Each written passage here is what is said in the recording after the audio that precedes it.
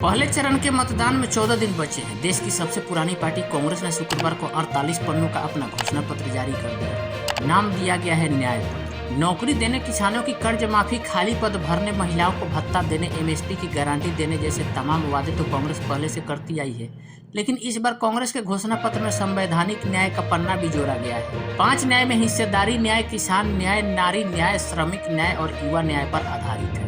Guarantee के इस season में कांग्रेस ने अपने घोषणा पत्र में 5 न्याय, 25 गारंटी, 300 से ज्यादा वादे किए हैं। कांग्रेस के घोषणा पत्र के 21वें पन्ने से असली खबर शुरू होती है, जहां नाम आता है संवैधानिक न्याय, जहां संविधान की प्रस्तावना के रूप को सामने रखकर कांग्रेस संसद, चुनाव आयोग, जांच एजेंसी, अदालत, मीडिया, चुनावी लोकतंत्र समेत हर उस जगह बदलाव के साथ न्याय की बात कह रही है। कांग्रेस कहती है कि सत्ता मिली तो मानहानि के जुर्म को अपराध मुक्त कर देगी। राहुल गांधी मानहानि के मामले में ही 2 साल की सजा मिलने पर कुछ दिन संसद सदस्यता से अयोग्य रहे। कांग्रेस का वादा है कि इंटरनेट के मनमाने और अंधाधुंध सस्पेंशन को खत्म करेगी, क्योंकि देश में कई आंदोलनों के दौरान लंबे वक्त तक कानून व्यवस्था की स्थिति को देखते हुए इंटरनेट बंद किया जाता रहा है। कांग्रेस ने वादा किया है कि शांतिपूर्वक एकत्र होने का अधिकार को बनाए रखेगी। किसान आंदोलन के दौरान दिल्ली तक जाने की इजाजत नहीं मिली। ये वादा भी किया है कि भोजन, पहनावे, प्यार, शादी में हस्तक्षेप नहीं करेगी।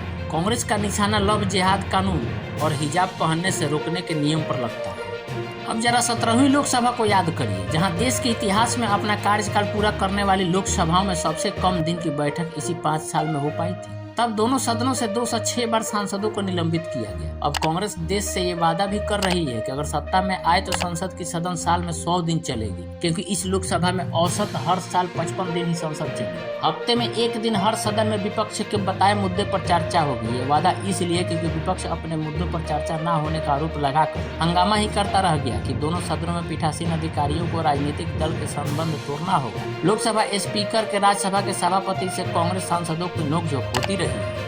जहां बीजेपी कह रही है कि एक देश एक चुनाव कराएंगे, तो वहीं कांग्रेस घोषणा पत्र में एक देश एक चुनाव का विरोध करती है। बीजेपी जीएसटी कानून लेकर आई, कांग्रेस कहती है कि जीएसटी में बदलाव करेंगे।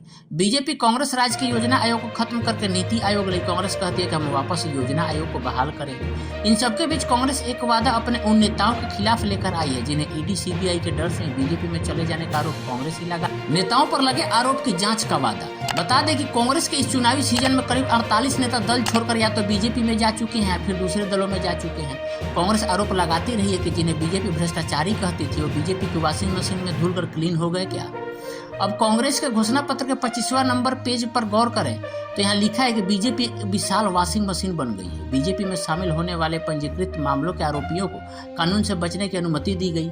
ऐसे लोगों पर लगे आरोपों को फिर से परिवर्तन करके जांच कराई जाएगी। कांग्रेस ये भी कह रही है कि अगर वो सत्ता में आई तो संविधान की 10वीं अनुसूची में संशोधन करेगी। महाराष्ट्र में कांग्रेस गठबंधन की सत्ता चली गई। मध्य प्रदेश में पिछली बार सिंधिया ने कांग्रेस की सरकार थी उसको तोड़ करके बीजेपी के पास विधायकों को लेकर चले गए और वहां भी कांग्रेस की सरकार चली गई। राजस्थान, छत्तीसगढ़, झारखंड में कई बार सत्ता के अलट पलट की, विधायकों की अदला बदली की आशंका जगी।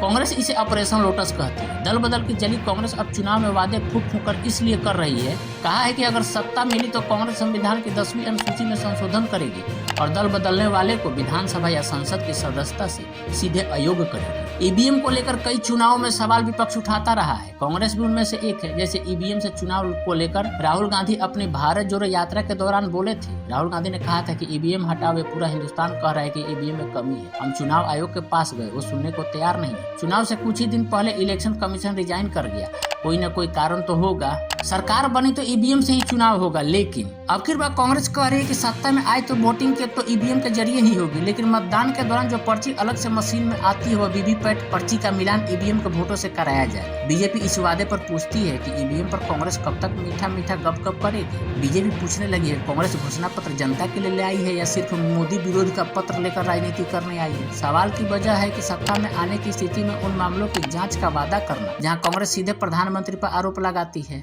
क्या पीएम मोदी पर निशाना साध रहा है कांग्रेस का घोषणा पत्र?